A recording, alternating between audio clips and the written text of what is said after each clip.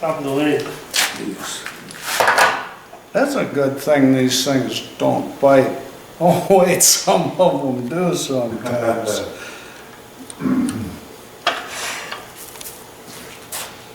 And there.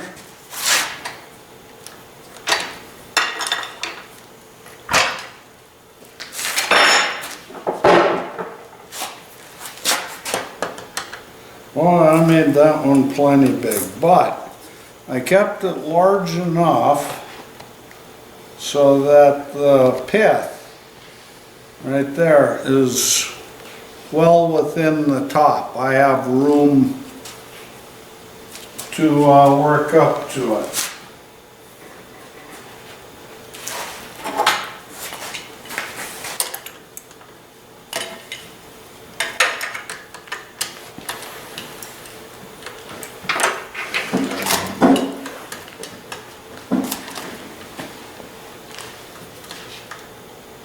Oh, sure. I mean, it's so big I can't get it in on this one. Okay. We're gonna make this even quicker and easier.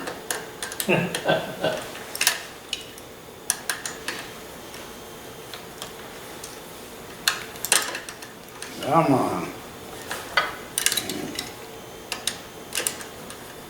I'm not always this graceful. Okay, so there, we got it chucked up pretty good. And then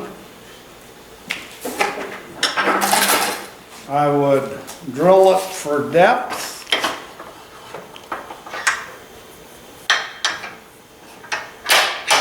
And if I had to go deeper than this, I'd just turn a little divot in there and drill it with this. This is a darn handy thing to have in the shop. There, well, so I put just a wood knob. You get 3 long drill bits for about 12 bucks at that famous import store over in Fargo. And glue it into a deal like this for drilling holes for depth into various things. And it works fine if it catches and spins, big deal. It's just a round knob. So you can hang on to it and shut the lathe off and get it up. But anyway, I get my depth set through the magic of television. I can drill this hole without having the lathe running. Pretty slick, huh? Yeah, they said it couldn't be done. But wait, there's more. Yeah, wait till you see how fast I can hollow something here.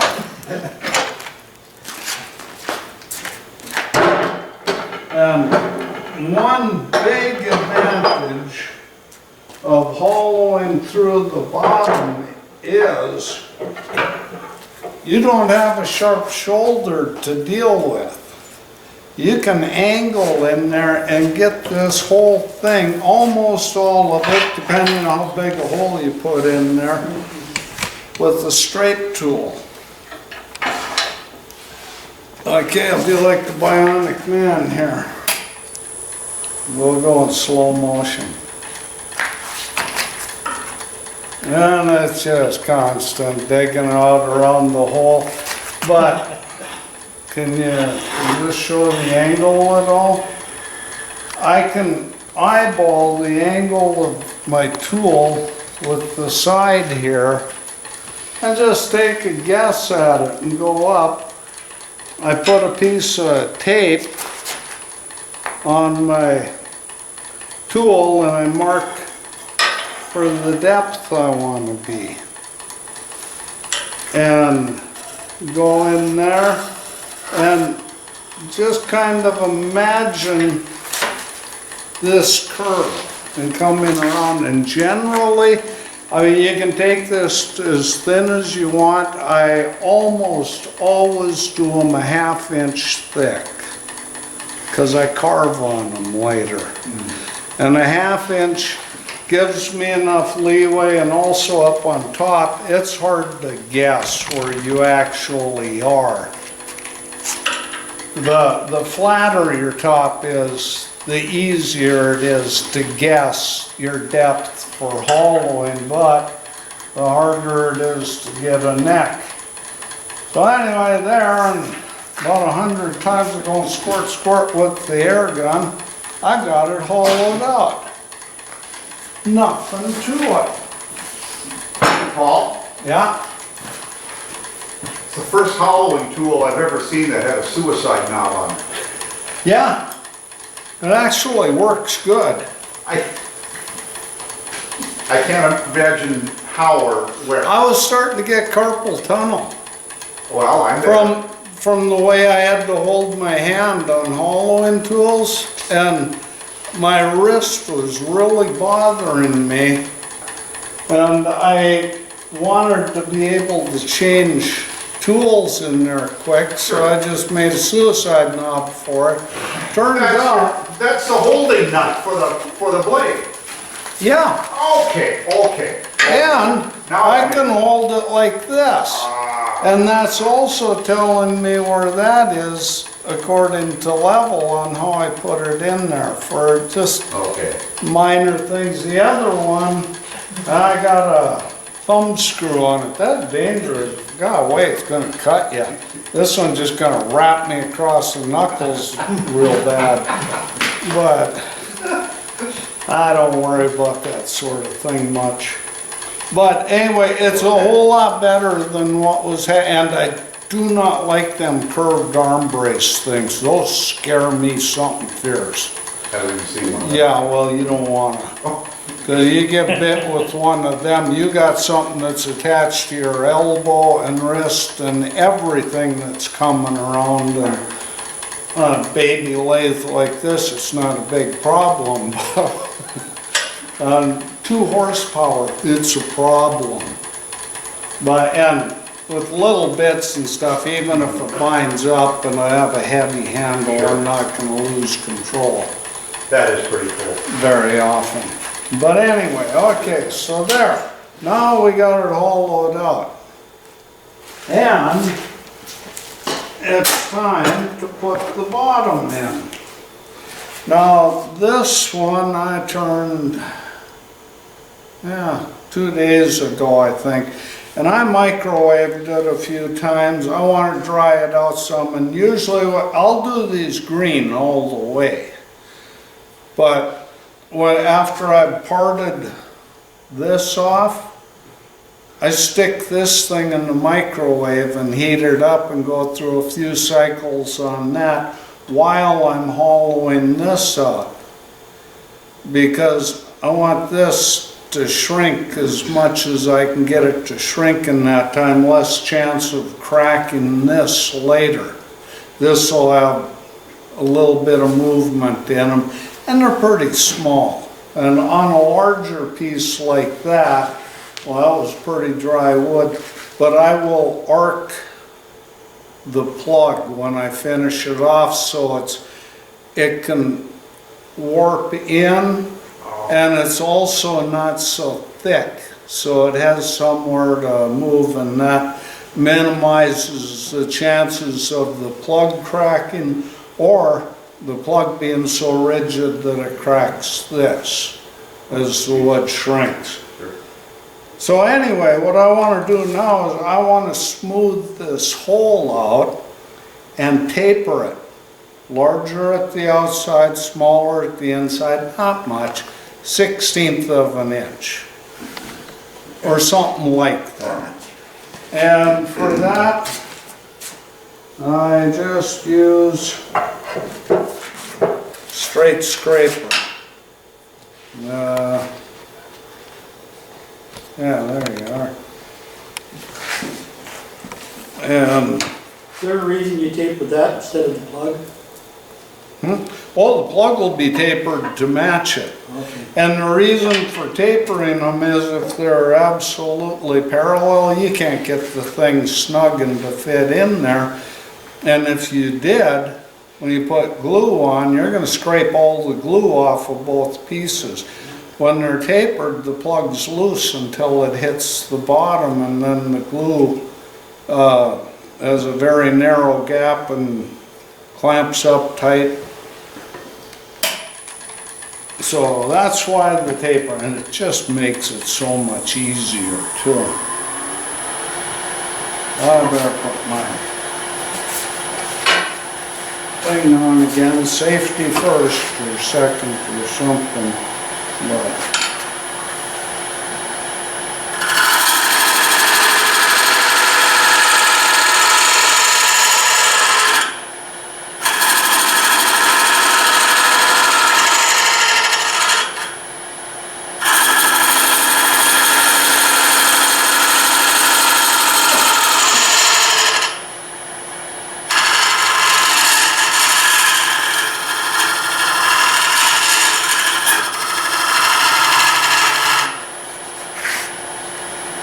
And the reason I am chewing this up at this point is in case there's been any warpage or shrinkage or I've damaged the hole while I'm doing the hollowing.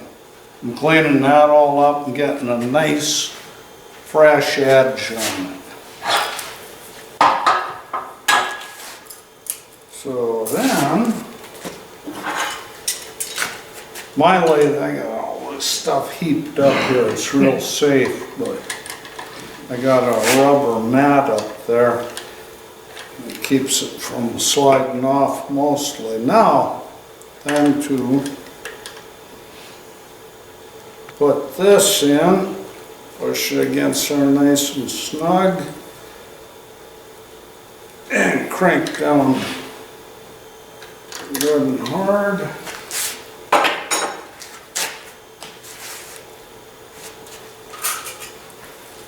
Get a measurement on the opening here. And it's, like I said before, just comparative. Because now that's the bigger part of the hole. So if I turn the whole plug parallel at that, it won't fit in here. But I'll be able to sneak up and find the taper and match it. After you do it a couple of times, it's like, oh, now I understand how this goes. It's not as complicated. The hardest part for me is finding out where the heck did I set my pencil or my tape or this thing. I don't know, it's got legs. The dang thing can get up and run away and go to the other side of the shop to hang out for a while, just because it knows I'm looking for it. And where to put that is. Here I want to get a measurement of how deep my plug should be. I just do that by eye in there, using this handy part of the calipers, and that, well,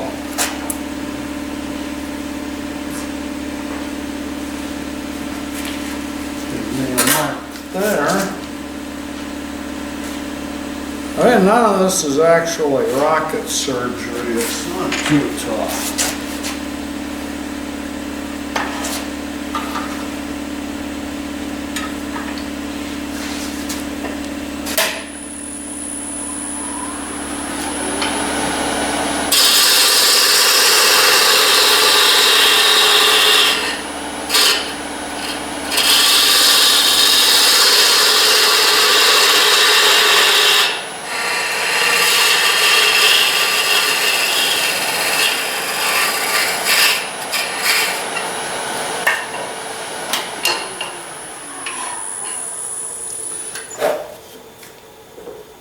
There, it's already starting to fit. So all I gotta do is turn that on there a little bit and it'll give me a shiny area. I don't know if you can see that. No, really. No, it's pretty faint, but I can tell where it was rubbing to mark that. So I know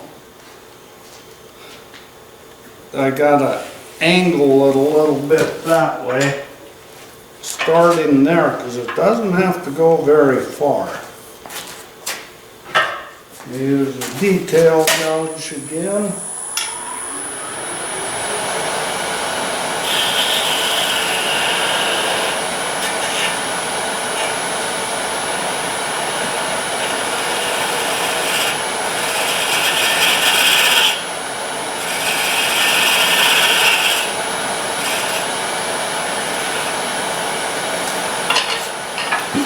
Okay, sometimes this works, sometimes it doesn't.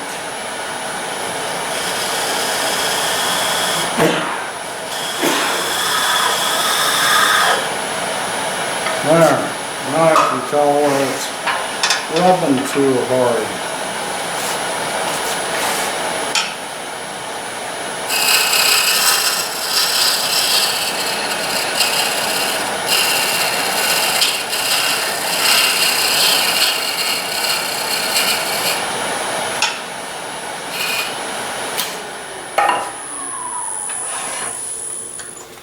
That should be pretty darn close. Okay, take just a hair more off of it. Not much, just a smidgen. And actually what I'm getting here with this angle, I'm checking there for, it's shiny from here all the way to the base. So I'm getting a pretty good fit. Just take a tiny little bit more off.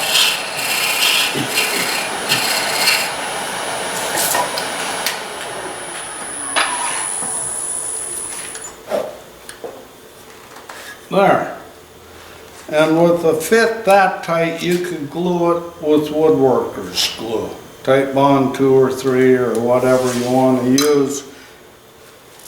And it's going to be a great glue joint. You put the tailstock up, put some pressure on it, let it sit for 15 minutes, and you take it out of there and put another clamp on it if you want, but just set it aside. Line up your lines. Line up your lines before you... Yeah. Well, I was going to get to that. Okay. But now here, the magic of the whole thing is way back where we started. Putting these lines on here. Yeah, when you glue it, which I'm not going to do on this one because you don't want to watch glue dry, and you line your marks up. That's all there is to it. And you're going to get as close as you're going to get for this wood to match up. Now remember, I took out about 1/8 of an inch here, parting it off, and then here's another 1/2 an inch. So there's 5, this wood that's going to show on the bottom came from 5/8 of an inch away from where it was. So it is going to be a little bit off. But it's going to be real hard to see, especially if you carve and sandblast them. Now if you're going to do a smooth one, do like the first one that got passed around, put a little foot on it. And you can hide this seam right inside of that foot. And I'll show you how we get to all of that, but okay, there. We got that all turned hollow, glued in no time. Actually, it's amazing, when I was doing a lot of these when I first got started with them, I got it down to where I could do one start to finish, including the sandblasting on a shorter one. And they were heavily carved in 4 hours. But I was going at it like a crazy guy. And it was kind of fun. Now it takes me a little longer, but still it doesn't take any time at all. because none of the steps are really complicated. So, that one we'd set aside, there, sat long enough. Now, it's all dried. Magic of television once again. So, it's time to put the neck on this thing. Well, first off,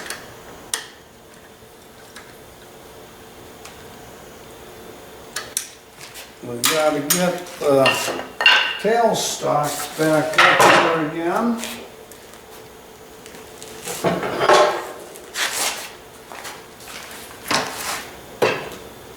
Oh, this one's different. Okay, and I want to figure out about where I want to be with the neck. Okay, here's the center of the pith. So my neck, the outside's going to have to be about there. And, well, something like that.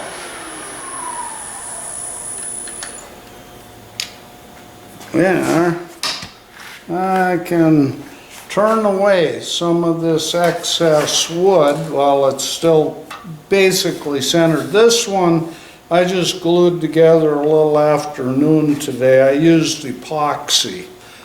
So, and this one was pretty well dried. I've been cycling it through the microwave.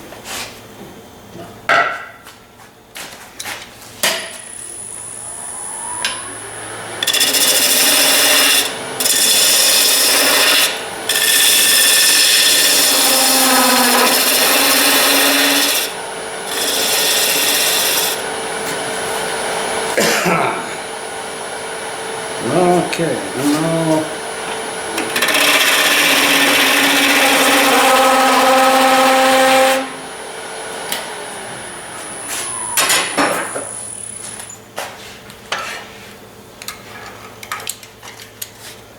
now this is the reason for making this 10 and over size. I can loosen it up enough so I can move it around in the chuck. Back that up, center it on the pith, tighten it up a little bit.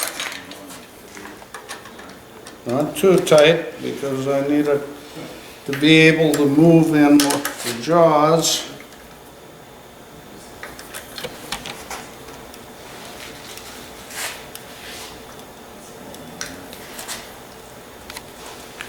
And just crank the snot out of it. Now, can we, yeah, maybe backward this way a little more. You can see where the corners of the jaws have bit in quite a ways. And you want to use a pretty solid wood for this. But the corners of the jaw bit in, and there's a little bit of a gap even in the middle of the jaw. That's fine, because I don't want it touching much there. But that puts it off center. Now, I'm turning this part, making sure I'm clearing everything to slow it down.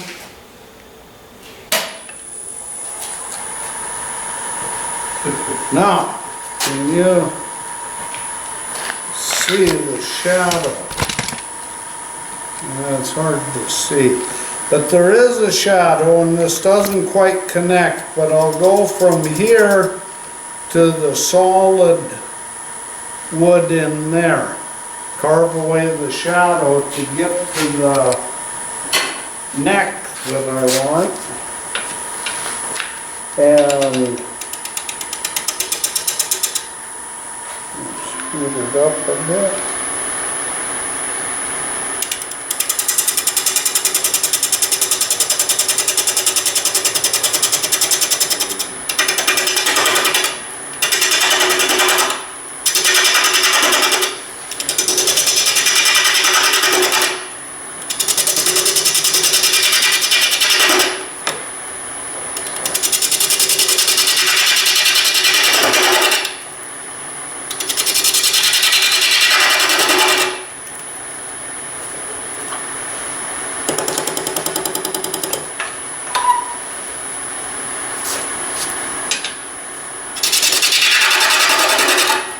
And you wanna take small bites here because it is a very interrupted cut.